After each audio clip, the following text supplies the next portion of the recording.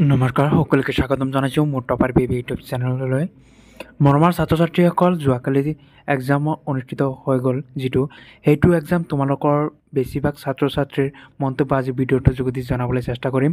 আৰু তোমালোকে যিহেতু ইতিমধ্যে অহা এক্সামটো আছে পলিটিকেল ছায়েন্স, আৰু কিছুমানৰ বেলেগ ষ্ট্ৰীমৰ বেলেগ এক্সাম আছে, কিন্তু যোৱাকালি এক্সামটোৱে বহু ছাত্ৰ ছাত্ৰীৰ মন বেদনাই ভৰি গৈছে। যিহেতু কি হ'ব 2024 বৰ্ষৰ ছাত্ৰ ছাত্ৰীসকলৰ শৈক্ষিক ভৱিষ্যত।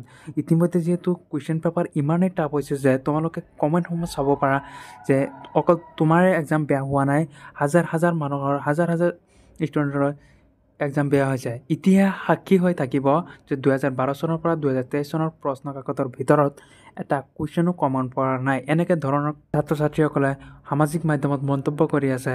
যিহেতু বহুতেই কঠিন হৈছে, বহুত কঠিন মানে বহু কঠিন হৈছে 2024 বৰ্ষৰ কুৱেশ্যন পেপাৰ আগৰ তুলনাত।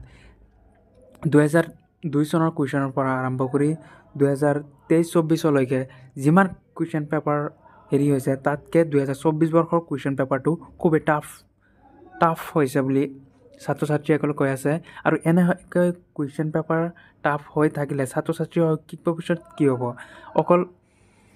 যিসকল ছাত্ৰ ছাত্ৰীসকল ভাবিছিলে যে অলপ পঢ়ি পাছ কৰিব, কিন্তু সেইসকল ছাত্ৰ ছাত্ৰীয়ে ইংলিছত ফেইল কৰাৰ দেখা যাব এতিয়া।